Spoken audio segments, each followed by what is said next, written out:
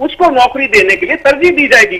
तो अगर 10 शहरों के हिसाब से 5,000 50,000 की बात है, 5 लाख युवा ये हो जाते हैं। तो हम बात करते हैं आज 12 लाख युवाओं की। हम बात करते हैं कि 12 लाख युवाओं को ऐसे अवसर प्रदान किए जाएंगे और बाकी जो योजनाएं रहेगी वो अलग हैं। तो ये भारतीय जनता पार्टी की सरकार है जो आज युवाओं को लेकर के बहुत अग्रसर तरीके से काम कर रही है। तो जो इन्होंने हरियाणा का बेड़ा गर्क किया हुआ था पिछले 10 सालों में, हमने हरियाणा को आगे बढ़ाने के लिए जितनी भी चीजें की हैं वो आज भी कम पड़ रही हरियाणा खाना है। अब इनके समय पर मेडिकल कॉलेज की संख्या कितनी होती थी कांग्रेस के समय पर या 2014 से पहले, वो कांग्रेस के प्रवक्ता बता दे, नहीं तो हम बता देंगे कि उनके समय पर कितने मेडिकल कॉलेज हुआ करते थे। उनके समय पर मेडिकल कॉलेज की संख्या मात्र 6 थी और आज हमने बढ़ा करके उसको 15 मेडिकल कॉलेज कर दिया गया। ये इंफ्रास्ट्रक्चर पर जब खर्च होता है, जब रोडों के ऊपर खर्च होता है, आज एक भी जिला ऐसा नहीं है। चलिए, तो आप लोगों ने इतने काम किए हैं, ठीक है पंकज जी, इतने काम किए, उसकी आज परीक्षा ही एक तरह से रिजल्ट 8 तारीख को आ जाएगा। बिल्कुल सर, जनता है, समझदार है, वो देख रही है किसने, कौन से प्रतिनिधि ने कितना काम किया है और उस हिसाब से ही वो तय करेगी। और जिस तरह से भी वोट प्रतिशत भी अब धीरे धीरे बढ़ रहे हैं, उम्मीद है कि शाम 6 बजे तक वोट प्रतिशत ज्यादा हो और आंकड़े भी लगातार ग्राफिक्स के जरिए भी हम बता रहे हैं। मेरे साथ मेरे सहयोगी एंकर हितेंद्र भी जुड़ गए हैं, वो भी आगे चर्चा को बढ़ाएंगे। बिल्कुल राजश्री, क्योंकि जिस तरीके से 1 बजे तक हम देख रहे हैं कि वोटिंग प्रतिशत में एक बार के लिए उछाल जो है वो जरूर देखने को मिला है। सुबह जरूर सुस्त था, कहीं ना कहीं कुछ हद तक सुस्त एक बार के लिए दिखाई दिया, लेकिन अब रफ्तार पकड़ता हुआ दिखाई दे रहा है। तो ऐसी उम्मीद है, ऐसी संभावनाएं हैं अब जताई जा रही हैं कि ये हो सकता है रिकॉर्ड भी आज कि त्योहारी सीजन है तो हो सकता है कि सब अपने काम निपटा के शाम तक भी मतदान करने पहुंचे। लेकिन कुछ जगहों पर हितेंद्र हम देखें तो वहां पर वोट ज्यादा हुए हैं, जैसे यमुनानगर का हम जिक्र करें तो वहां पर वोट ज्यादा रहे हैं। खैर, मेहमान हमारे साथ जुड़े हुए हैं, उनसे भी चर्चा आगे बढ़ा लेते हैं। हितेंद्र। हाँ बिल्कुल, अमनदीप केसरी जी भी हमारे साथ लगातार बने हुए हैं इनेलो से। अमनदीप जी, किस तरह से देख रहे हैं आप जिस तरीके से उछाल वोटिंग में देखने को मिल रहा है, वोटिंग प्रतिशत में देखने को मिल रहा है? नहीं हितेंद्र जी, देखिए स्पष्ट तौर से लोगों में जो उत्साह है और लोगों के अंदर जो भारी रोष था मौजूदा सरकार के प्रति, और वो अपने घरों से निकल करके बहुत जोश और उत्साह के साथ सरकार को बदलने जा रहे हैं, एक नई इबादत लिखने जा रहे हैं, नया हरियाणा का संकल्प लेकर के वो आज वोट डालने जा रहे हैं।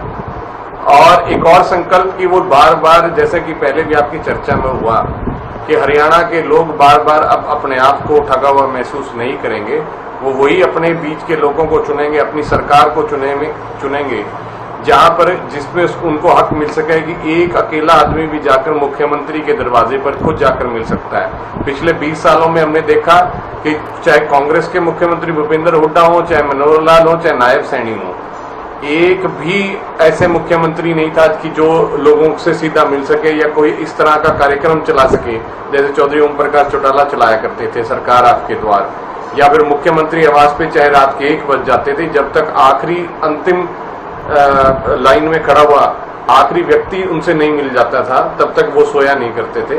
वो सरकारें लोकतंत्र के मूल्यों को और ज्यादा मजबूत करती हैं। वो सरकारें हरियाणा प्रदेश की जागरूक जनता जो है, जो राजनीति के प्रति जागरूक है, उनको ये प्रति और ज्यादा अपनी जो है समर्पण भाव दिखाती है और उसी सरकार को चुनने के लिए लोग फिर से इस बार मतदान कर रहे हैं। हरियाणा प्रदेश की जनता मतदान कर रही है। जी अमनदीप जी, जिस तरह से आपने कहा कि पिछली सरकारों को लेकर के जो आप निशाना साधते हुए नजर आए, लेकिन इस बार क्या उम्मीद आप कर रहे हैं, क्योंकि इनेलो बसपा का गठबंधन है, एचएलपी का गठबंधन है।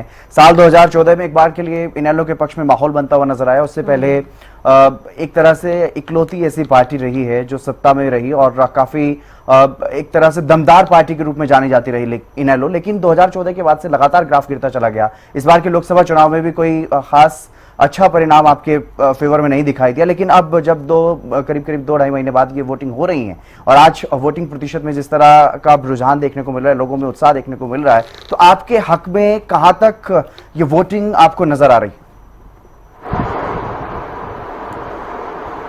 जी जितेंद्र जी, बिल्कुल इससे पहले मैं आपको इसी बात का जवाब दूंगा, उसके साथ मैं कुछ आंकड़े आपको बता देता हूं कि 2004 में भी इंडियन नेशनल लोकदल ने कोई भी लोकसभा सीट नहीं जीती थी, 2009 में भी कोई भी लोकसभा सीट हमने नहीं जीती थी और 2014 में हमने 2 लोकसभा की सीटें जीती, लेकिन 2009 के अंदर बिना लोकसभा सीटें जीते। और इसी प्रकार से हरियाणा का चुनाव होता है कि 3 महीने पहले लोकसभा का चुनाव, फिर विधानसभा का चुनाव। हमने 32 विधानसभा की सीटें जीती थी। 2014 में भी ऐसा ही हुआ, 2005 के अंदर भी ऐसा ही हुआ।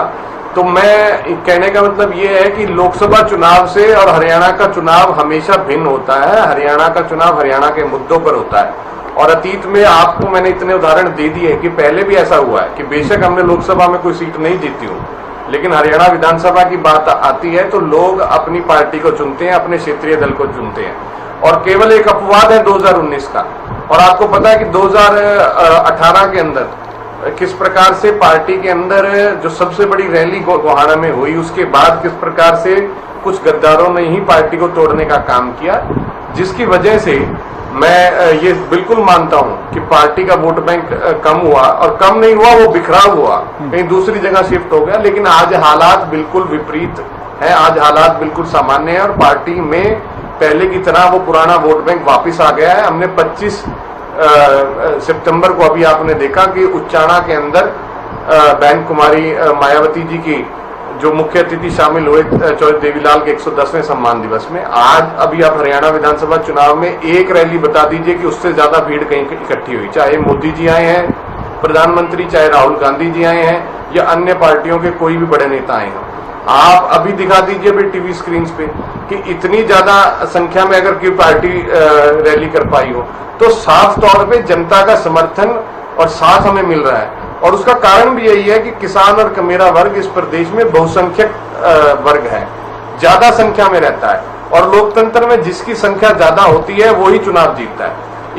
इसी बलबूते पर हम ये चुनाव जीत रहे हैं। और इसी बलबूते पर मैं आपको दावे के साथ कह रहा हूं कि हमारी स्थिति पहले जैसे मजबूत हो चुकी है और इंडियन नेशनल लोकदल फिर से एक मजबूत पार्टी बनकर के हरियाणा प्रदेश में उभर चुकी है। जी रिम्पल जी, आपको क्या लग रहा है, किस तरह कहां पर अपनी स्थिति देख रहे हैं? क्योंकि वोटिंग प्रतिशत लगातार बढ़ता हुआ दिखाई दे रहा है। एक बात तो साफ है कि जनता में उत्साह है, खासतौर पर युवाओं और बुजुर्गों की अगर बात करें या दिव्यांगों की बात करें या महिलाओं की बात करें, हर वर्ग में उत्साह देखने को मिल रहा है।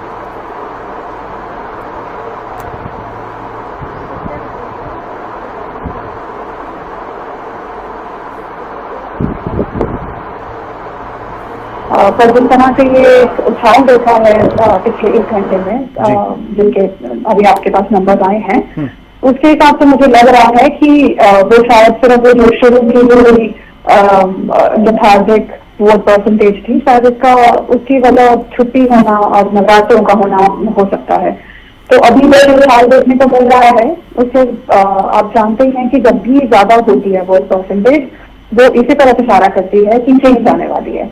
तो ज्यादा वोटिंग परसेंटेज का मतलब मैं यहाँ पे चेंज लाने का ही लोगों का इंटेंशन देखूंगी। और बाकी देखते हैं कि आगे किस तरह से वोटिंग परसेंटेज रहती है फाइनली।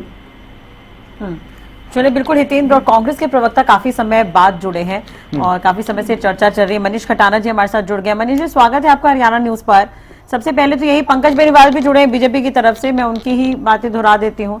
आश्वस्त है जीत को लेकर और 50 से ज्यादा सीट मिलने का दावा भी किया जा रहा है।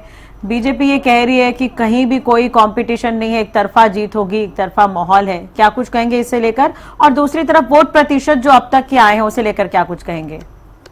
मेरे भाई बिल्कुल ठीक कह रहे हैं, लेकिन वो जो कह रहे हैं वो बीजेपी पर नाम गलत ले रहे हैं। वहां उनको कांग्रेस लेना चाहिए। और बीजेपी को जो कह रहे हैं कि 50+ आ रहे हैं और कांग्रेस कहीं नहीं है, वो पूरे हरियाणा का माहौल आज देखने को मिल रहा है। मैं खुद बूथ पे खड़ा हूँ, खुद मैंने तीसरी विधानसभा में जा रहा हूँ।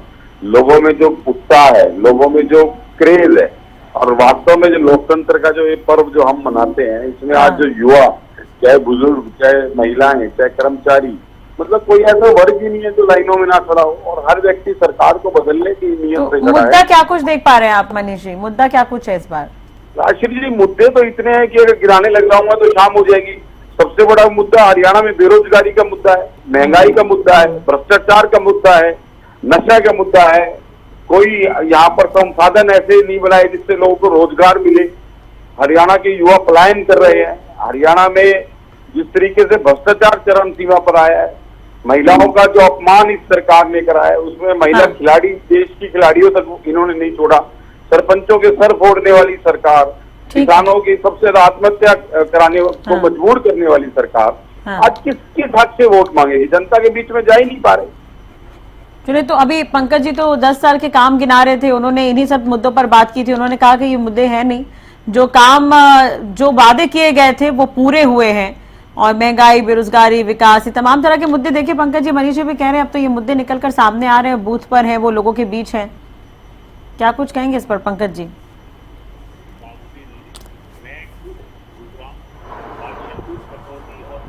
आपके चैनल से जुड़ने से पहले मैं तमाम इन चारों विधानसभाओं के अलग अलग बूथों पर गया था, अपना वोट भी डाल के आया। वहां की जनता पूरी उत्साहित है भारतीय जनता पार्टी के इन चारों ही कैंडिडेट्स को जिताने के लिए। मैं 4 की बात कर रहा हूँ आपसे अभी, क्योंकि मैं 4 पे गया था। चारों की जगह जो भारतीय जनता पार्टी के जहां पर बूथ लगे हुए थे, वहां पर जनता का जन समर्थन अपार तरीके से मिल रहा था, और कांग्रेस के जो टेंट लगे हुए थे वो बिल्कुल खाली थे। तो मेरे ख्याल से मनीष खटाना भाई अगर टेंट पे खड़े हैं तो शायद खाली ही खड़े होंगे ये वहां पर भी, क्योंकि शायद ये भी गुड़गांव या फिर कहीं से तो मेरे भाई का भी संबंध है। तो भारतीय जनता पार्टी के प्रति या भारतीय जनता पार्टी ने जो काम किए हैं उनके प्रति आज हरियाणा की जनता आश्वस्त है, और हरियाणा की जनता आतुरता के साथ वोट करती जा रही है। जैसा आपने बताया कि पहले वोट प्रतिशत थोड़ा कम था, उसका एक मुख्य कारण सिर्फ नवरात्रों का है, क्योंकि नवरात्रों में सभी पूजा करते हैं, क्योंकि छुट्टी का दिन भी है, तो सभी आज पूजा अर्चना करने के बाद भारतीय जनता पार्टी को कमल खिलाने के लिए, पूजा अर्चना करने के बाद ही कमल का बटन दबाने सारे हरियाणा की जनता आज आ रही है, जो देवतुल्य जनता है।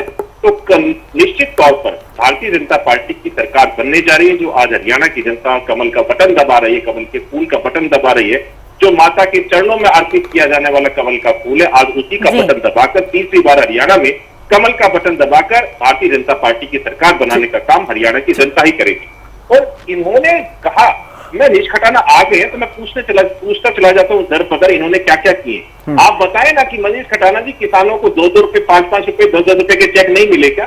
क्या मानेसर के किसानों ने आपको चेक नहीं दिखाए क्या? पटौदी के किसानों ने चेक नहीं दिखाए क्या? गुरुग्राम के किसानों ने चेक नहीं दिखाए क्या? इसलिए बोला ये तीनों जगह, इसलिए बोला क्योंकि इन तीनों जगह के चेक सबसे ज्यादा आए, और आप गुरुग्राम से आते हैं, इसलिए मैंने आपको वहां के चेकों के नाम लिए।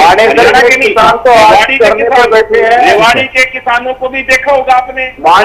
मनीष खटाना जी, आपने भी आरोप लगाए और बीजेपी की तरफ से पंकज जी भी आप पर आरोप लगा रहे हैं, लेकिन जो स्थिति फिलहाल, क्योंकि बहुत ज्यादा अब वक्त रह नहीं गया है, 8 तारीख को रिजल्ट भी आना है, अभी तो वोटिंग ही चल रही है, लेकिन वोटिंग का जो परसेंटेज सामने आ रहा है उसके हिसाब से आप क्या अनुमान लगा पा रहे हैं, क्या देख पा रहे हैं? क्योंकि लगातार रैलियों के दम पर, रैलियों में जो भीड़ जुटी है उसके दम पर बीजेपी भी ये कह रही है कि हम तीसरी बार सरकार बना रहे हैं, आप भी ये कह रहे हैं कि हम सत्ता में आ रहे हैं, लेकिन क्या अंदाजा है, क्या अनुमान है, क्या पिछले जो रिकॉर्ड हैं कांग्रेस के वो टूटने जा रहे हैं या सत्ता में पूर्ण बहुमत तक पहुंच रहे हैं? आप क्या लग रहा है आपको?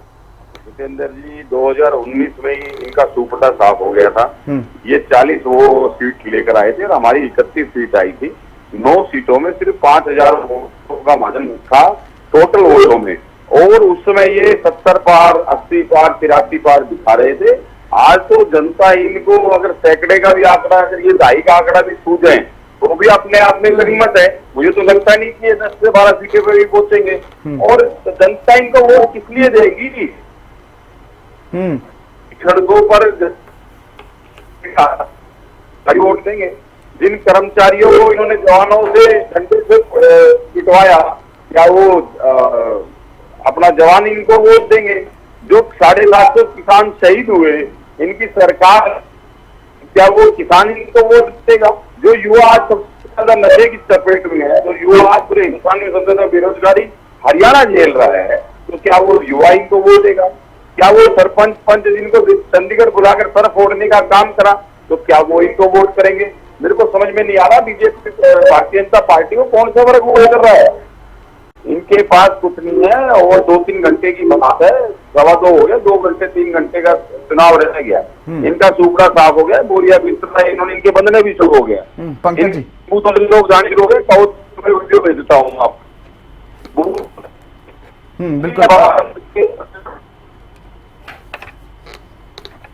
बिल्कुल बिल्कुल। लेकिन पंकज जी, आपको क्या लग रहा है, क्योंकि कांग्रेस की तरफ से मनीष खटाना जी कह रहे हैं कि आप तो 10 सीटों तक भी मुश्किल से पहुंच रहे हैं? जितेंद्र जी, ये लोग ना उस औरा से बाहर ही नहीं निकल पा रहे बेचारे। 10 का आंकड़ा इनको याद, मतलब अपनी सीटें आती नहीं है, 10 तक पहुंचते, 100 का आंकड़ा आज तक लोकसभा चुनाव में पिछले 3 बार से हरियाणा की जनता ने, देश की जनता ने दिया नहीं है। इंडिया अलायंस भी बना लिया था, उसके बावजूद भी हरियाणा की जनता ने और देश की जनता ने इनको सत्ता तक नहीं पहुंचने दिया।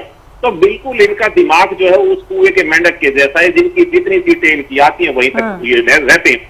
भारतीय जनता पार्टी की सरकार, मैंने एक उदाहरण पहले भी दिया जब मैं पिछले काफी देर से आपके साथ हूं, कि हरियाणा की जनता जो है, जो केंद्र में सरकार बनाती है हरियाणा की जनता या देश की जनता, उसके साथ जरूर रहती है।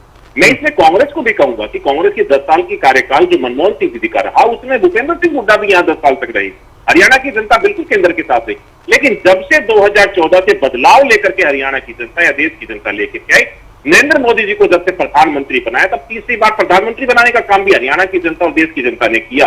तो हरियाणा की जनता ने 2014 से लेकर जैसे नरेंद्र मोदी जी वहां पर प्रधानमंत्री बनते रहे, यहाँ पर भारतीय जनता पार्टी का परचम लहराया है, हरियाणा की जनता ने कमल का फूल खिलाया है हरियाणा की जनता ने। तो तीसरी बार भी हरियाणा की जनता ने और देश की जनता ने केंद्र के अंदर नरेंद्र मोदी जी को, भारतीय जनता पार्टी की सरकार को, एनडीए की सरकार को बनाया है। तो इसकी अब की बार भी निश्चित तौर पर डबल इंजन की सरकार के साथ एक सवाल पूछा था, उसका आप जवाब देते हुए नजर नहीं आए।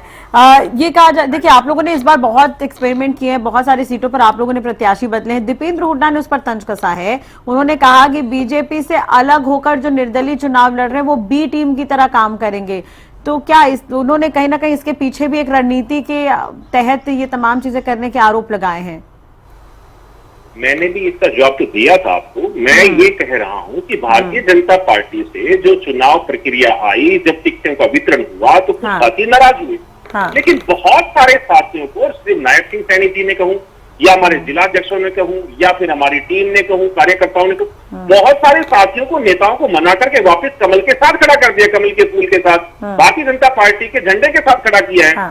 कुछ साथी जो नहीं माने वो सारे आज चुनावी मैदान में हैं। मैंने आपको एग्जांपल भी दिया, निर्मल सिंह और चित्रा सरवारा, दोनों का नाम लेके बोल रहा हूँ आपके चैनल पे। दीपेंद्र सिंह हुड्डा अगर जुड़े तो उनसे पूछ लेना कि निर्मल सिंह तो आज कांग्रेस की टिकट से चुनाव लड़ रहे हैं, चित्रा सरवारा क्यों निर्दलीय चुनाव भर दिया? अगर आपकी पार्टी की इतनी बड़ी कार्यकर्ता थी, आपके नेता की बेटी भी है, क्यों चुनावी मैदान के अंदर है, क्यों नहीं अपने पिताजी का साथ दिया वहां पर?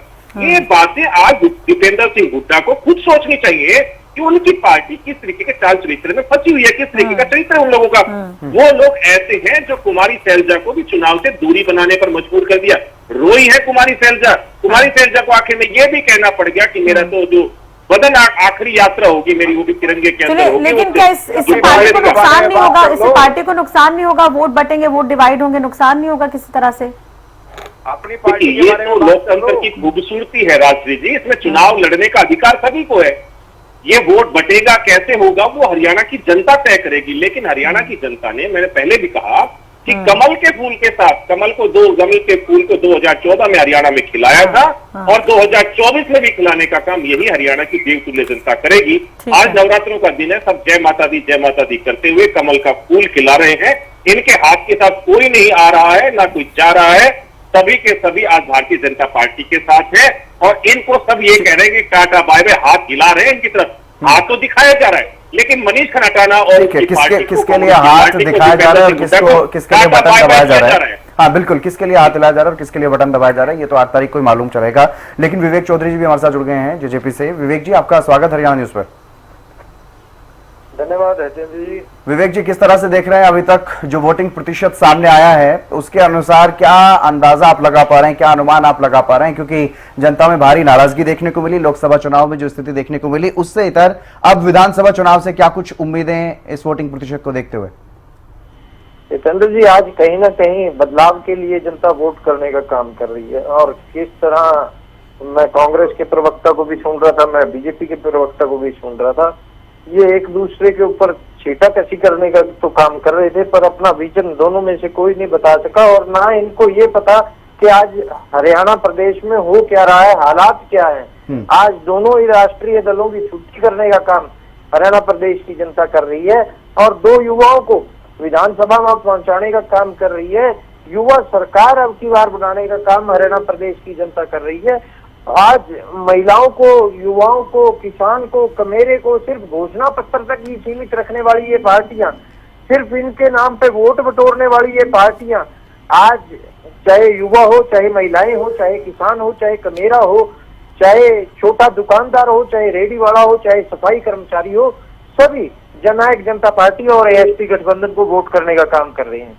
आज हम तो एक चीज देख रहे हैं हतेंद्र जी, चुनाव में बहुत लोगों का अलग अलग रवैया देखने को मिल रहा है। अभी मैं सुन भी रहा था ऐसे नहीं होता, वैसे नहीं होता। भाजपा के प्रवक्ता कह रहे थे कि बीजेपी का कमल का निशान खिलेगा, सेंटर में सरकार है। तो मैं इनको बताना चाहूंगा, सेंटर में इनकी सरकार नहीं है। अगर इनकी गलत फहमी है तो निकाल दें। सेंटर में गठबंधन की सरकार है, सेंटर के अंदर गठबंधन की सरकार है। अगर आप कहते हैं कि सेंटर में बीजेपी की अकेली सरकार है तो वो आपकी गलत फहमी है। और हरियाणा प्रदेश की जनता, आप आने वाली 8 तारीख को देखिएगा, हम इकट्ठे बैठे होंगे आपके चैनल पे जिस टाइम नतीजे आ रहे होंगे, तो इनके पास जवाब नहीं होगा। नहीं विवेक जी, एक तरफ अगर हम बात करें लोकसभा चुनाव की तो 5-5 सीटें कांग्रेस और बीजेपी को गई हैं। इससे आप भी इनकार नहीं करेंगे, बराबर का यहाँ पर फाइट देखने को मिली और सिर्फ कांग्रेस और बीजेपी के बीच में फाइट हरियाणा में देखने को मिली। और अगर जेजेपी की बात करें, हालांकि विधानसभा भंग हो चुकी है, लेकिन सिर्फ 2 विधायकों के साथ आप चुनावी दंगल में हैं।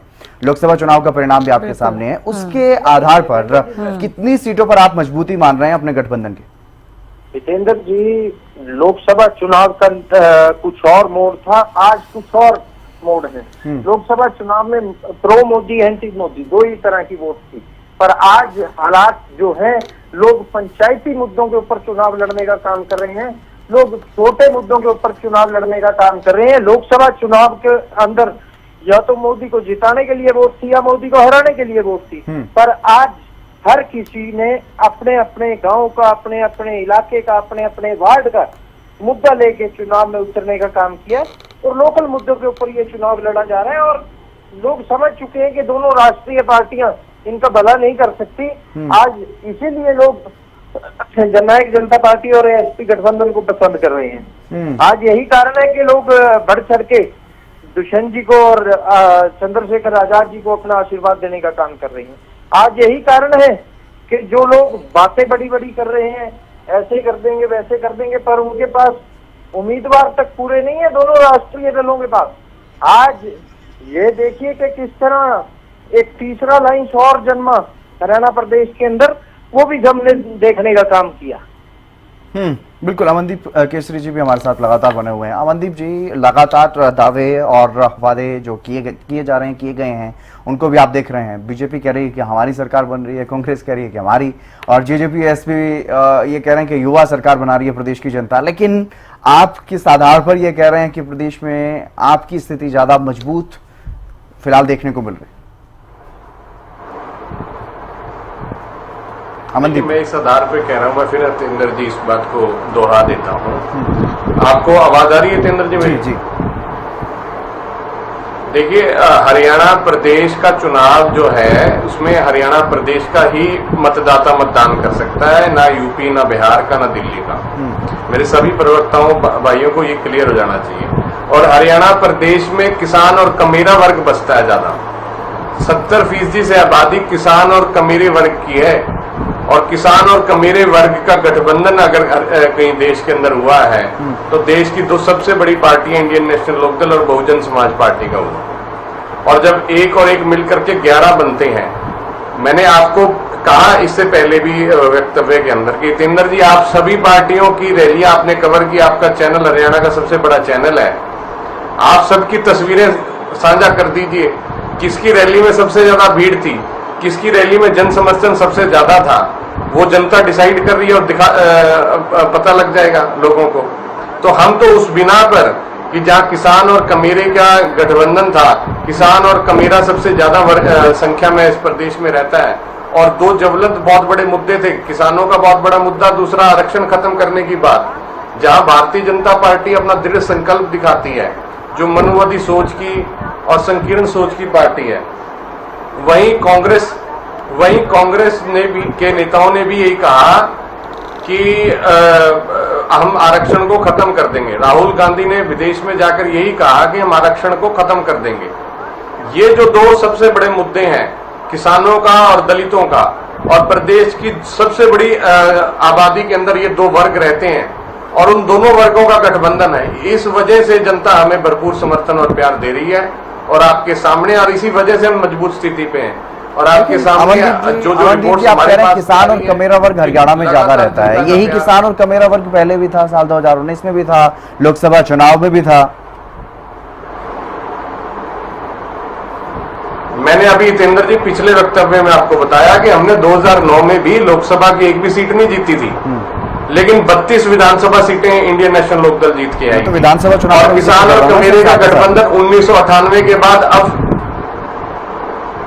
तो मैं भी बता रहा हूं ना आपको कि लोकसभा और विधानसभा हरियाणा के अंदर 2004 से लगातार ऐसे ही हो रहे हैं। 3 महीने पहले लोकसभा का चुनाव होता है और 3 महीने बाद विधानसभा का चुनाव होता है, लेकिन नतीजों में विपरीत आते हैं। अगर हम लगातार, हमने एक बार नहीं कई बार हमारी एक भी सीट नहीं आई है, लेकिन हम अगर मैं बात कर रहा हूं कि 2009 में कितनी लोकसभा सीटें इंडियन नेशनल लोकदल की थी, आप रिकॉर्ड में बता दीजिए। और 3 महीने बाद हम 32 विधानसभा जीत करके आए। और जो कांग्रेस ये कह रही थी हम सत्ता दोहरा रहे हैं, जो कांग्रेस 9 सीटें क्या 10 की 10 जीती थी, एक सीट भजनलाल जीते थे अलग होकर, उसकी वो सिमट कर 40 पे रह गई थी। इसी प्रकार की हालत 2019 में भारतीय जनता पार्टी की हुई, जो 10 की 10 जीती लेकिन सिमट कर 40 पे रह गई थी। हरियाणा विधानसभा चुनाव और हरियाणा के लोग बहुत देश के अंदर सबसे राजनीतिक तौर पर जागरूक लोग हैं और वो बिल्कुल अपने राजनीति के प्रति सजग हैं और उनको बिल्कुल सही चुनाव करना आता है।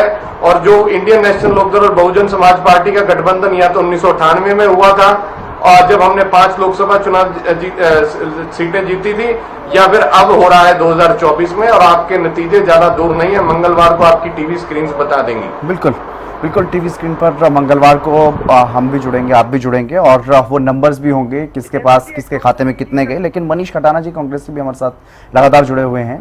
मनीष जी, लगातार चाहे किसी भी दल की बात करें, किसी भी गठबंधन की बात करें, अपने अपने दावे किए जा रहे हैं सत्ता में आने को लेकर के, किसान कमेरे वर्ग को लेकर के। जिस तरह से अभी अमनदीप जी कह रहे थे कि किसान कमेरा वर्ग हरियाणा में 70% है और ऐसे में वो तो मूड बना चुका है कि इनेलो और बसपा को वोट करेंगे। लेकिन आप कह रहे हैं कि हम किसानों को गारंटी दे रहे हैं एमएसपी की, दलितों के आरक्षण की बात लगातार की जा रही है, उनके हित की बात लगातार की जा रही है। तो क्या समझा जाए, ये किसान कमेरा वर्ग किस तरफ जाता हुआ दिखाई दे रहा है? मनीष जी।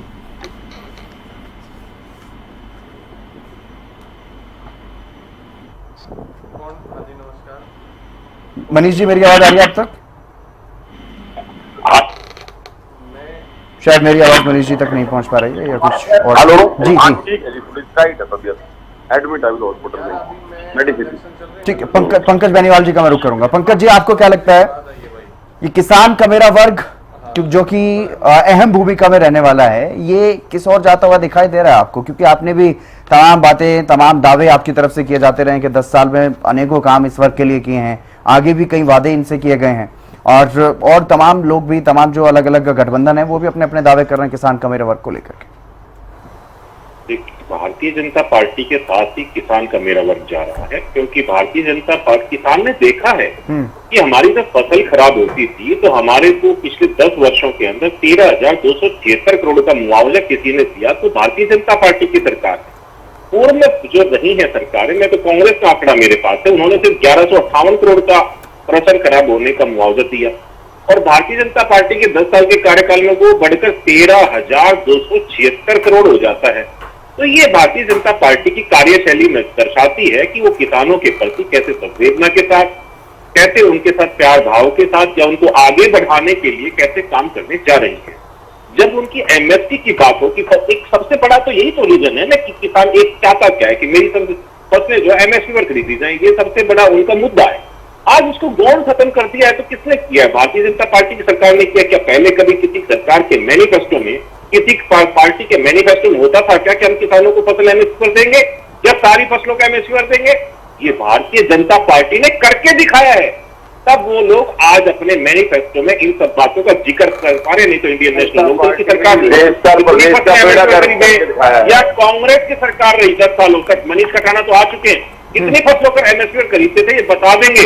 एक जीरी का उदाहरण देके पता नहीं क्या क्या झूठ करेंगे। आ रहा हूँ मनीष जी, आपके पास भी आ रहा हूँ पंकज जी को बात पूरी करने में। भारतीय जनता पार्टी की सरकार ने 24 फसलों पर एमएसपी दी, तो आज सबको किसान याद आ रहा है। ये पहले किसान याद नहीं आता था। आज भारतीय जनता पार्टी की सरकार ने बुजुर्गों का मानदेय 3000 बढ़ा दिया और ये कह दिया कि साइंटिफिक तरीके से ऐसे ही बढ़ता रहेगा डीए के साथ अटैच करके। तो आज ये लोग झूठ है, फरेब की बातें करें, 6000 कर देंगे, ये कहता 7500 कर देंगे। कैसे झूठ का प्रोपेगेंडा आज हरियाणा के बुजुर्गों के साथ करने का काम ये बाकी की जो जितने भी राजनीतिक दल यहाँ बैठे हो कर रहे हैं। मनीष कटाना कांग्रेस के बैठे 300 से 500 हुआ, 200 रुपए बढ़ाए 10 साल के अंदर। जाते जाते गुहाना रैली में बोले 1000 रुपए दे देंगे हम। ये भूपेंद्र सिंह हुड्डा की रैली में ये उनके शब्द थे, उनकी घोषणा थी। लेकिन वो 1000 रुपए भारतीय जनता पार्टी की सरकार ने, मनोहर लाल जी की सरकार ने आने के बाद दिया। एक भी बुजुर्ग को अगर 1000 रुपए इनकी सरकार ने दिए हो तो एक नाम तो बता दें। तो इनकी कथनी और करनी में बड़ा फर्क है। हरियाणा का बुजुर्ग है। पंकज जी, आप कह रहे हैं कि किसान का मेरा वर्ग बीजेपी के लिए वोट कर रहा है, लेकिन क्या आपको नहीं लगता कि किसान आंदोलन का जो मुद्दा वो लोकसभा चुनाव तक भी चला, बल्कि उसका असर भी पड़ा? 10 से 5 सीटों पर आप सिमटे, 5 सीटें आपकी घटी। कि आपको नहीं लगता कि उसमें किसान आंदोलन की एक महत्वपूर्ण भूमिका रही? क्या 2-3 महीने के भीतर 24 फसलों पर आपने खरीद की जो बात कही, जो घोषणा की, हालांकि वो 24 फसलें होती हैं हरियाणा में या नहीं वो एक अलग बात है, लेकिन कुछ किसान नेताओं ने भी उसका स्वागत किया, बिल्कुल सही बात है। पूरी तरह से किसान नाराज नहीं, आपसे ये भी मान लिया, लेकिन क्या उसका असर नहीं पड़ेगा?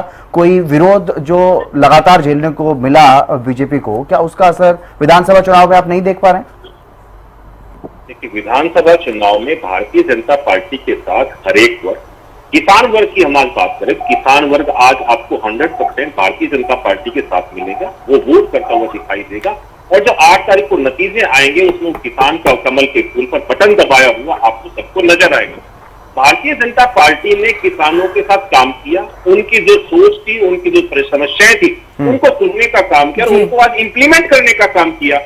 अगर उनको एमएसपी नहीं मिली, उनको सड़कों पर जाना पड़ा, तो एक कांग्रेस सरकार की कुनीतियां थी जो इतने सालों तक उन्होंने देश के ऊपर राज किया, 65 वर्षों तक, उसके बावजूद भी वो एमएसपी की बात नहीं कर पाए। आज ये नायब सिंह सैनी की सरकार, भारतीय जनता पार्टी की सरकार है हरियाणा के अंदर, जो आज फसलों पर बात कर रही है। मनीष कटाना की पार्टी कैसे बात कर सकती है जब वो कमेटी के चेयरमैन थे स्वामीनाथन के भूपेंद्र सिंह हुड्डा? उस टाइम पे क्यों नहीं लागू कर दी थी? आज याद आ रहे हैं इनको किसान? सब किसान क्यों नहीं याद आया? किसानों को रोडों पर बैठाने का काम कांग्रेस ने किया, लेकिन उसमें तो नुकसान किसानों का हुआ है, काम किया। बिल्कुल पवन जी, लेकिन उसमें तो नुकसान किसानों का ही हुआ है कहीं ना कहीं। इतने समय तक किसान प्रोटेस्ट के लिए बैठे हुए थे, उसकी नाराजगी आज भी दिख जाती है। एक कसक तो रहेगी सर मन में।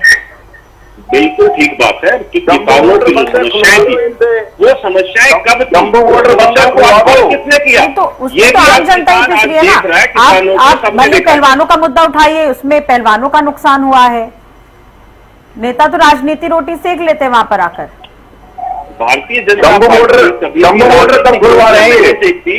राजनीतिक रोटियां अगर देखती है तो वो कांग्रेस की सरकार है। विनेश फोगाट को बोले कि हम इनको राज्यसभा भेज देंगे, उम्र तक का उनको पता नहीं है कि किस उम्र के इंसान को, किस उम्र के खिलाड़ी को, किस उम्र के एक आदमी को राज्यसभा भेजा जाता है। भूपेंद्र सिंह हुड्डा ऐसे ही आंधी में तीर मारने का काम करते हैं क्या? क्या पता नहीं आप लोगों की बच्ची की उम्र कितनी थी?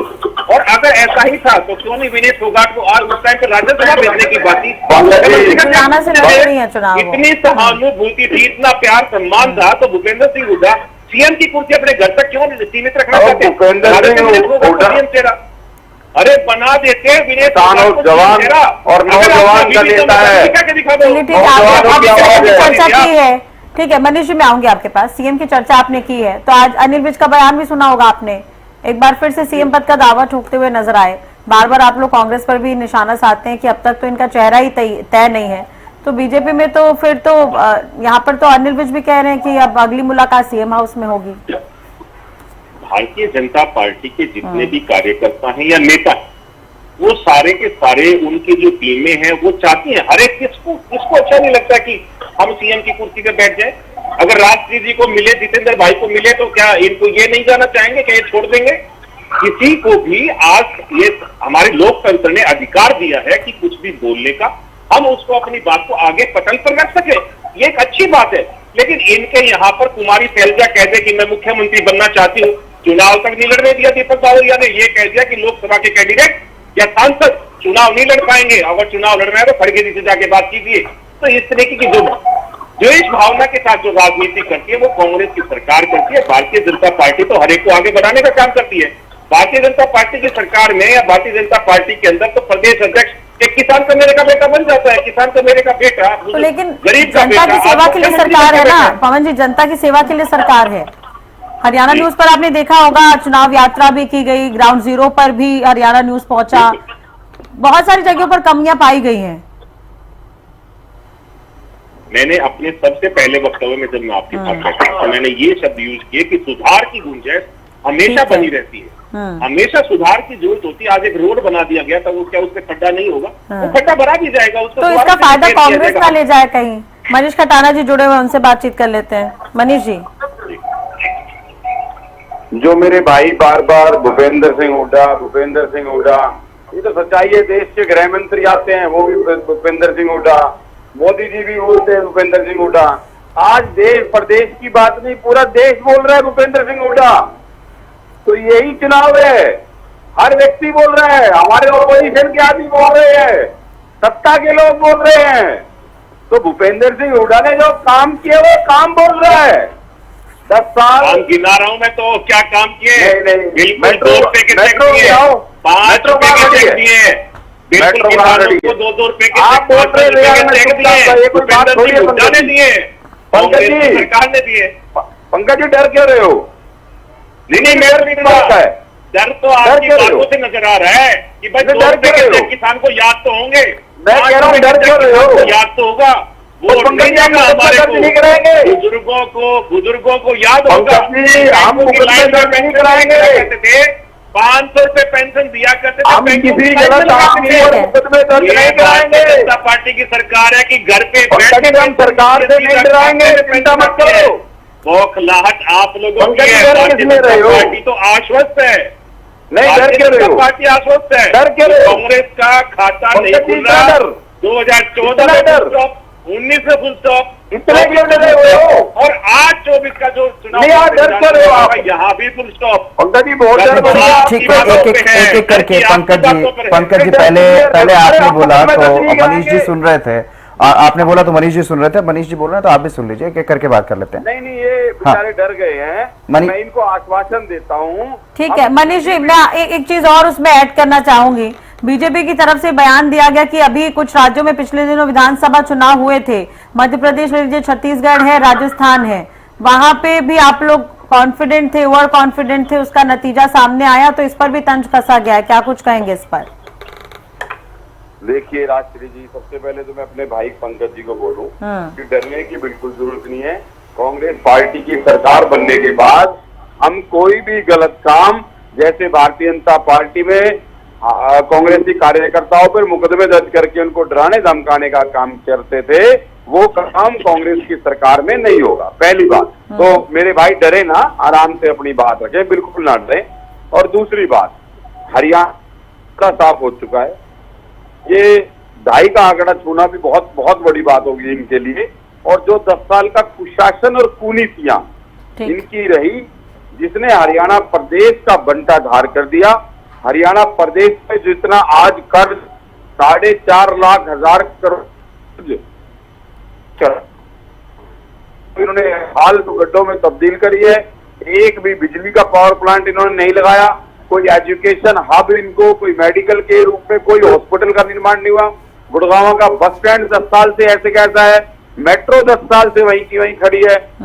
इंफ्रास्ट्रक्चर को लेके, एजुकेशन को लेके, हेल्थ को लेके, लॉ एंड ऑर्डर को लेके, एवरीथिंग नो विजन गवर्नमेंट रही, जिसका कारण रहा कि खट्टर साहब को 9.5 साल में इस्तीफा देना पड़ा। तो लेकिन बीजेपी तो ये बार बार कहती है कि हुड्डा राज में भ्रष्टाचार बहुत हुए हैं, मामले तो अभी भी चल रहे हैं। करोड़ों रुपए इनके सेक्रेटरिएट में पकड़े गए। अनिल नागर जी इनके जो एसएससी के चेयरमैन थे, इनसे पूछिए तो देखा। ठीक है, ठीक है मनीष जी बने रहेगा हमारे साथ। विवेक चौधरी जी भी जुड़े हुए हैं। विवेक जी, क्या शराब घोटाला कैसे हुआ? हाँ ठीक है, इस पर जवाब लेंगे सर। ठीक है, विवेक जी हमारे साथ जुड़े हुए। विवेक जी, 2019 में जो कमाल आप लोगों ने किया था और उसके बाद लोकसभा चुनाव में तो पार्टी कहीं भी नहीं रही, 1% वोट भी आप लोग नहीं ले पाए ओवरऑल, तो इस बार क्या लग रहा है 2024 में? और जो इस्तीफों की फहरिस्त थी इतनी लंबी, क्या उससे पार्टी को कोई नुकसान नहीं हुआ है? अभी भी कॉन्फिडेंट है पार्टी? श्री जी, आज कहीं ना कहीं अगर देखा जाए 2019 के लोकसभा चुनाव में भी जननायक जनता पार्टी को एक भी सीट नहीं मिली थी, पर उसके बावजूद जनता जनार्दन ने जो प्यार, आशीर्वाद और समर्थन देने का काम किया और 10 सीटें जननायक जनता पार्टी को देने का काम किया। ठीक है, आज बढ़ चढ़ के जननायक जनता पार्टी को आशीर्वाद देने का काम कर रहे हैं। आज 1 और 1 11 का उदाहरण मेरे भाई अमन ने दिया, बल्कि उनको 33 का उदाहरण देना चाहिए था। पता नहीं क्या कारण है, वो आदरणीय गोपाल कांडा जी का नाम लेने से घबराते क्यों हैं। आज तो गोपाल कांडा जी भी उनके साथ हैं, आज बीएसपी भी उनके साथ है और आईएनएलडी भी उनके साथ है, प्लस बीजेपी भी उनके साथ है। आज कहीं ना कहीं ये किस तरह का भ्रम फैलाने की कोशिश लोग कर रहे हैं, ऐसे हो गया वैसे हो गया। हम तो एक चीज जानते हैं राजश्री जी कि जनता जनार्दन देख रही है और अपना जवाब मत के अनुसार देने का काम कर रही है। और रिजल्ट तो आज जो जवाब 8 तारीख को आएगा तो बड़े बड़े चेहरे उदय मिलेंगे। हम तो एक चीज देख रहे हैं, आज फसलों का जिक्र बीजेपी प्रवक्ता ने किया। मैं इस टाइम पे भी राजश्री जी मंडी के अंदर बैठा हूँ और हालात ये है कि 8-8 दिन किसान को अपनी फसल बेचने के लिए मंडी में गुजारने पड़ रहे हैं, उसके बावजूद भी फसल नहीं बिक रही। आज हालात ये है, 24 फसलों के ये जिक्र कर रहे हैं एमएसपी देने के, उन फसलों का जिक्र कर रहे हैं जो हरियाणा प्रदेश के अंदर उगती नहीं। आज हालात ये है कि 24 फसलें तो दूर, जिन फसलों पे पहले 14 फसलों पे आदरणीय दुष्यंत चौटाला जी जब सरकार में थे एमएसपी देने का काम कर रहे थे, 48 और 72 घंटे के अंदर किसान के खाते में पेमेंट डालने का काम कर रहे थे। तो वो तो गठबंधन की सरकार थी, तो अब आप लोग हर बार इस चीज पर क्यों आ जाते हैं कि हम जब थे साथ में तो हमने ये किया। अभी तो कुछ दिन पहले जब बीजेपी के प्रवक्ता जुड़े थे उन्होंने तो जेजेपी को लेकर ये तक कह दिया कि छोटे से सहयोगी थे, पहले तक तो आप लोग परिवार थे। नहीं, हम तो एक चीज कहते हैं, हमने कब कहा हम तो सहयोगी थे, हमने कहा। पर मैं एक चीज राजश्री जी, तो उन्होंने तो ये भी कहा कि आप लोगों ने जितने टाइम तक राज किया आप तो खा पी के चले गए। मैं एक ही वही तो बात कह रहा हूँ ना, आज आपसे ही पूछना चाहूंगा और जो कहने वाले थे उनसे पूछना चाहूंगा, अगर खा पी के चले गए तो कार्रवाई करने से किसने रोका? आज तो हम सरकार में नहीं है, क्यों नहीं कार्रवाई कर पाए? नायब सैनी जी मुख्यमंत्री बनते ही कहने लगे थे कार्रवाई करेंगे। वो कलम कहाँ रह गई कार्रवाई करने? इस पर जवाब लेंगे पवन जी। किसने रोका? अगर जो काम हमने किया उस काम के बारे हम बताने का काम करेंगे राजश्री जी। जो काम राजश्री जी अपने चैनल पे कर रही है वो राजश्री जी के हिस्से में आएगा, ना कि किसी और के हिस्से में आएगा। जो काम, जो विजन आदरणीय दुष्यंत चौटाला जी का था वो हम चलिए, लेकिन अब आज तो जनता तय कर देगी, वो तो जनता ही तय कर देगी। बिल्कुल, परीक्षा तो है ही, मान के चलिए टेस्ट है, एक तरह से एग्जाम है। इतने सालों तक आप लोगों ने क्या किया, आप लोगों की भी हिस्सेदारी रही है। ठीक है अमनदीप जी, बिल्कुल मैं कंप्लीट कर दूं अपना राजश्री जी। आज आप ये जिक्र कर रहे हैं कि हमने कुछ नहीं किया। जो विजन हमारा था 2019 से पहले ये क्यों नहीं दे पाए फसलों पे एमएसपी, या तमाम डिपार्टमेंट्स में जो दुष्यंत जी के पास थे उनमें जो सुधार किए गए, जो लीकेज, जो चोरी पिछले लंबे समय से आ रही थी चली हुई, उसको रोकने का काम किया गया, ये क्यों नहीं कर पाए? आज उसका क्रेडिट तो हमें ही जाएगा ना। आज अगर कोई कहता है कि 2009 में आईएनएलडी की इतनी सीटें आई थी, तो मैं अपने भाई की जानकारी दुरुस्त करना चाहूंगा कि आदरणीय अजय सिंह चौटाला जी ने जब सारे हरियाणा को मापने का काम किया था पहले यात्रा के करके, उसके बाद वो रिजल्ट आया था। और आप 2009 में अगर बात करते हैं तो 2014 का भी जिक्र कीजिए, जब 2009 के बाद अभय सिंह चौटाला के हाथ में कमान थी 2014 में, तब क्या था? लेकिन विवेक जी आप ये चीज भी तो समझिए कि आप इस चीज को देखिए, 2019 के परिणाम आप देखेंगे तो कैबिनेट के कई मंत्री हार गए थे उस चुनाव परिणाम में, तो कहीं ना कहीं जनता भी बदलाव चाहती होगी, तो इसलिए उनकी हार हुई। और जेजेपी को 10 सीटें मिली, आपने तो गठबंधन किया बीजेपी के साथ, तो जनता की नाराजगी तो ये भी रही होगी। आपका मैनिफेस्टो अलग, बीजेपी का मैनिफेस्टो अलग, कुछ वादे अलग थे, तो वो भी पूरे नहीं हुए। चाहे पेंशन का उदाहरण में दे सकते हो राजश्री जी, पेंशन का उदाहरण आप दे सकते हैं, बिल्कुल दे सकते हैं, पर मैं एक चीज पूछना चाहूंगा, बीजेपी के प्रवक्ता यहाँ पे बैठे हैं,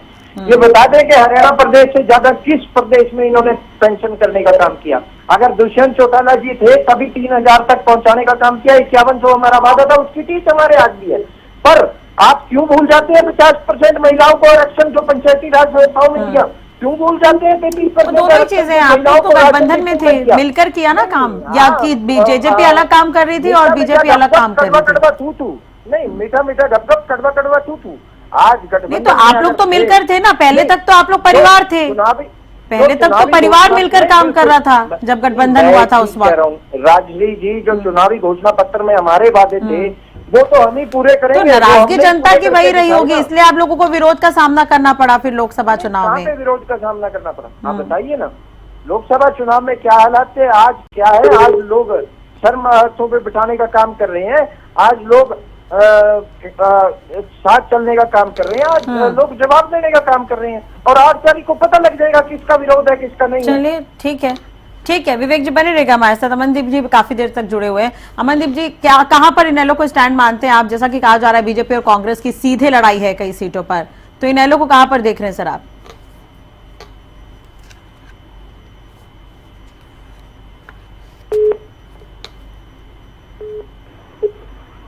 चलिए, शायद मेरी आवाज नहीं पहुंच पा रही है। पवन जी, अगर आप अभी सुन रहे थे विवेक जी को तो उस पर जवाब आपका। सारी चीजें अपने फेवर में करने की कोशिश की, लेकिन बड़ा दल वहां भारतीय जनता पार्टी थी, मुख्यमंत्री भारतीय जनता पार्टी का था, और भारतीय जनता पार्टी ने जो जनहितैषी काम किए वो सारे के सारे हरियाणा की जनता ने देखे। आज आप कहीं भी घूम के देखें, किसी भी बूथ पे जाके देखें, भारतीय जनता पार्टी के जो बूथ हैं वहां पर सबसे ज्यादा रश है, और हरियाणा की जनता कमल का फूल खिलाने के लिए आतुरता से इंतजार कर रही है। आज कमल का फूल खिलेगा, क्योंकि जय माता दी के नारे लगाकर जो लक्ष्मी माता के चरणों में कमल का फूल चढ़ाया जाता है वो आज खिलने का काम 8 तारीख को कर देगा, क्योंकि जनता आज उस कमल के फूल को बो देगी, और 3 से 4 दिन के बाद वो खिल के आप सभी के सामने नजर आएगा।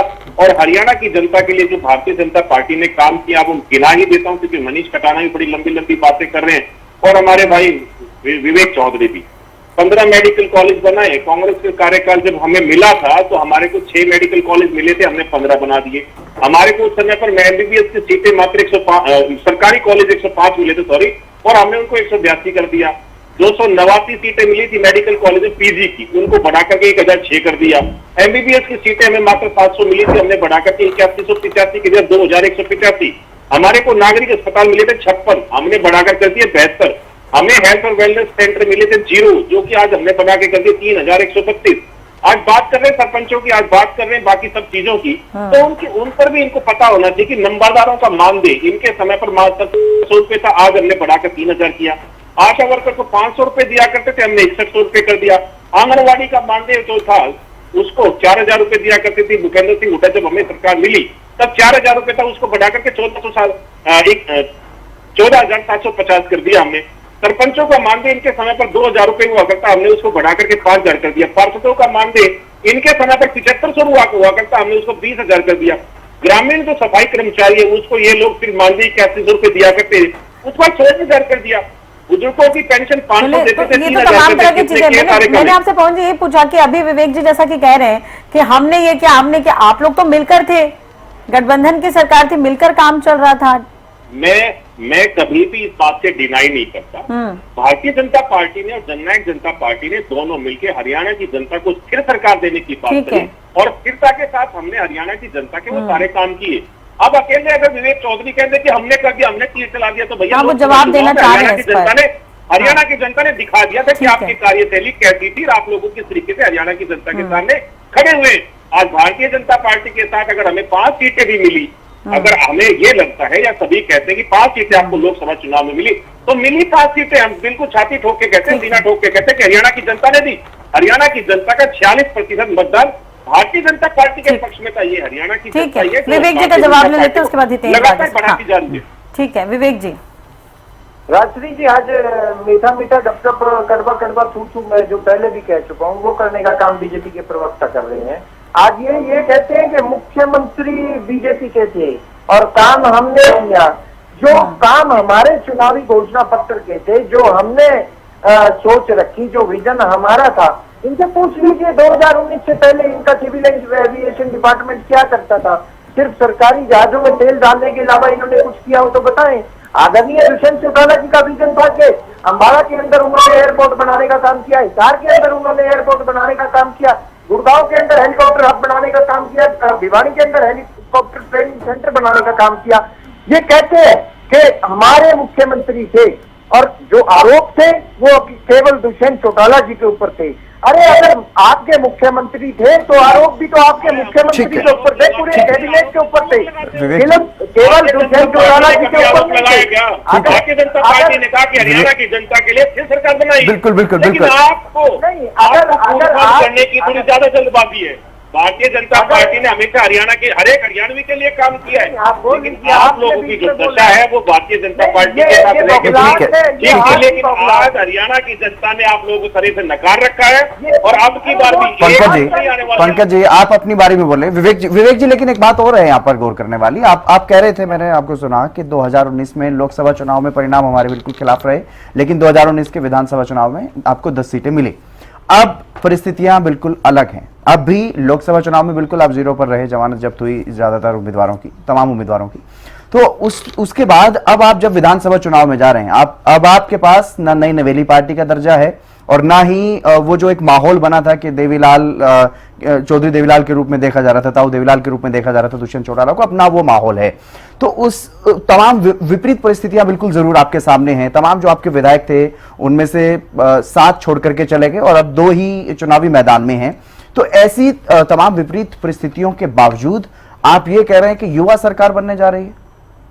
बिल्कुल बनने जा रही है तिंदर जी। अगर किसी के दिमाग में कोई गलत फहमी है तो वो मैं आऊंगा विवेक जी आपके पास, लेकिन इसी बीच रुक कर लेते हैं एक बड़ी खबर की और। एक बड़ी खबर सामने आ रही है, वो पहले दर्शकों को बता देते हैं। ये बड़ी खबर, पुनारा में कांग्रेस और निर्दलीय समर्थकों में टकराव देखने को मिला है। ये बड़ी खबर आपको बता रहे हैं, पुनारा का यह मामला। पुनारा में कांग्रेस और निर्दलीय उम्मीदवार के समर्थकों में गुलालता गांव में दोनों के समर्थक जो हैं वो आपस में भिड़ते हुए नजर आए। वोटिंग के दौरान का यह मामला है। पुनारा में कांग्रेस और निर्दलीय उम्मीदवार के समर्थकों पे टकराव यहां पर देखने को मिला है। ये बड़ी खबर आपको बता रहे हैं, पुनारा का यह मामला, पुनारा में टकराव देखने को मिला है। वोटिंग के दौरान गुलालता गांव में समर्थक आपस में भिड़ गए। ये बड़ी खबर आपको बता रहे हैं, बड़ी जानकारी आपको दे रहे हैं। वोटिंग के दौरान का यह मामला है, पुनारा में कांग्रेस और निर्दलीय समर्थकों में टकराव की स्थिति वहां पर देखने को मिली। ये तस्वीरें भी आप देखिए, तस्वीरें भी सामने आई हैं।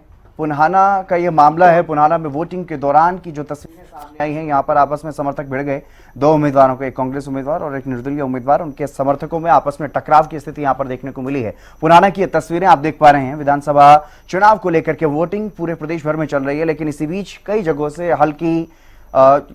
से इस तरह की तस्वीरें भी सामने आ रही हैं जहां पर आपस में समर्थक भिड़ रहे हैं। तो ये एक पुनारा से तस्वीरें सामने आई हैं। पुनारा का ये मामला है जहां वोटिंग के दौरान गुलालता गांव में आपस में 2 गुट भिड़ गए हैं। कांग्रेस उम्मीदवार के समर्थक और एक निर्दलीय उम्मीदवार, उनके समर्थक आपस में यहां पर भिड़े। ये तस्वीरें आप देख सकते हैं। वोटिंग लगातार चल रही है, प्रदेश भर में वोटिंग चल रही है। ज्यादातर जगहों पर शांतिपूर्वक तरीके से वोटिंग चल रही है, लेकिन कुछ जगहों से इस तरह की छुटपुट खबरें भी सामने आ रही हैं। और पुनारा का मामला जहां पर आपस में भिड़ गए 2 गुट, कांग्रेस उम्मीदवार के समर्थक और निर्दलीय उम्मीदवार के समर्थक आपस में यहां पर भिड़े हैं। ये तस्वीरें भी आप देख पा रहे हैं किस तरह से वहां पर काफी हंगामा एक बार के लिए देखने को मिला है।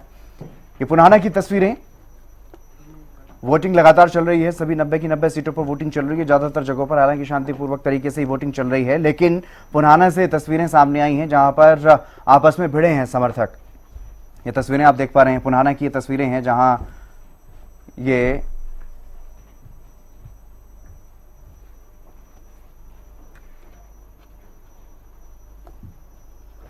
ये तस्वीरें आप देख रहे हैं। लगातार हम आपको पल पल की अपडेट हर जगह की दे रहे हैं, कहां पर क्या कुछ चल रहा है। ज्यादातर जगहों पर शांतिपूर्वक तरीके से, लेकिन पुनारा में ये यहां पर जरूर देखने को मिला है। पुनारा में जरूर ये आपस में भिड़े हैं समर्थक। एक तरफ कांग्रेस उम्मीदवार के समर्थक और एक तरफ निर्दलीय उम्मीदवार के समर्थक यहां पर भिड़े।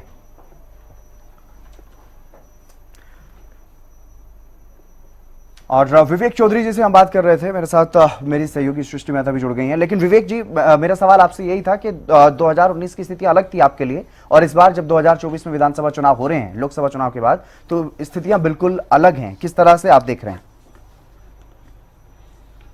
आप एक चीज बताइए, आज अगर आप कहते हैं कि उस टाइम परिस्थिति अलग थी, आज परिस्थिति अलग है, उस परिस्थिति में बदलाव कहाँ आया?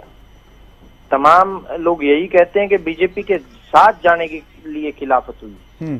आज बीजेपी वाले कह रहे हैं कि बीजेपी की कोई खिलाफत नहीं, और बीजेपी के साथ अगर जेजेपी ने, जो जनता ने मैंडेट दिया उसको सर माथे लगा के अगर सरकार बनाई तो जेजेपी के अकेले की खिलाफत है।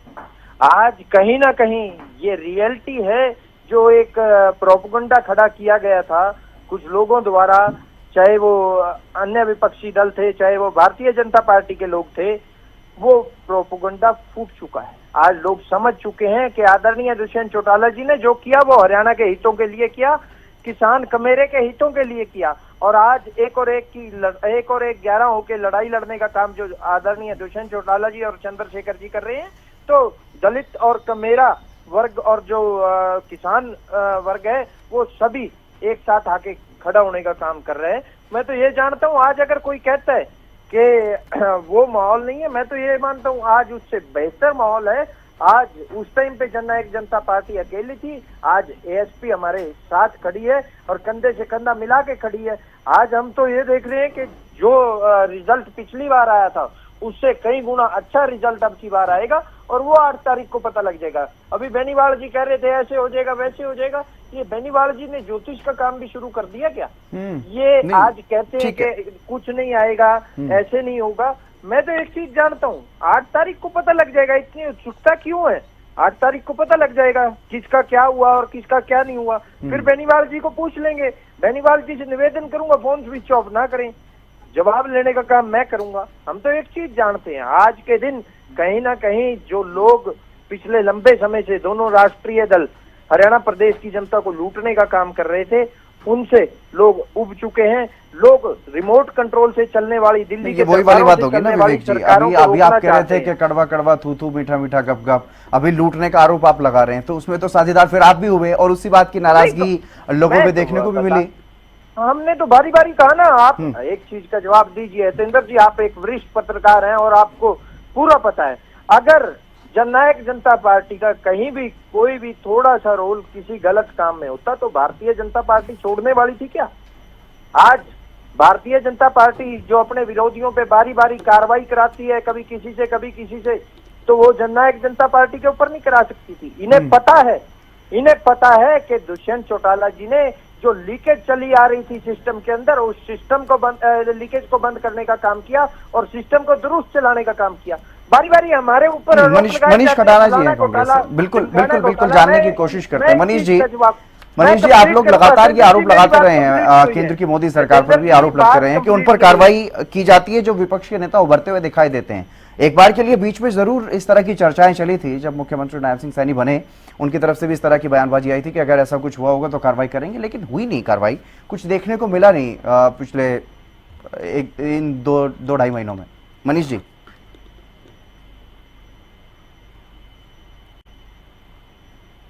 जी, मेरी आवाज सुन पा रहे हैं आप? सतेंद्र जी मेरी बात कंप्लीट। जी सतेंद्र ये कह रहा हूँ, आज के दिन आरोप लगाने तो बहुत आसान है। जो लीकेज पिछले समय से चली आ रही थी उसको हमने बंद करने का काम किया। अगर किसी डिपार्टमेंट के अंदर घोटाला होता है तो उसका रेवेन्यू डबल नहीं होता, वो माइनस में जाता है, जैसे दिल्ली में हुआ। हम तो एक चीज जानते हैं, आज के दिन अगर आरोप लगाने मात्र से कुछ हो जाता तो लोग जीना दुब्बर कर देते। आज आरोप के साथ मैंने तमाम विपक्षी नेताओं को बारी बारी कहा और तमाम प्रवक्ताओं को बारी बारी कहा कि एक कोई फैक्ट तो ले आइए। 5 साल के अंदर आरोप तो उठा के लगा दिया, ऐसे कर दिया वैसे कर दिया, पर जब फैक्ट मांगा जाता है तो फैक्ट के नाम पे कुछ नहीं है।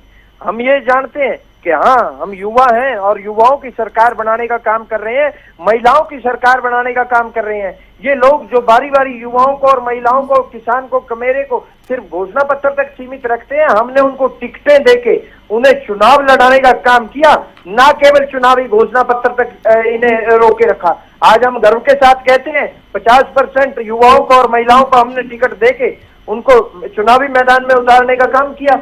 आज क्यों नहीं दूसरे दल बताते कि कितनी महिलाओं को, कितने युवाओं को टिकट दी इन्होंने? बताने का काम करें।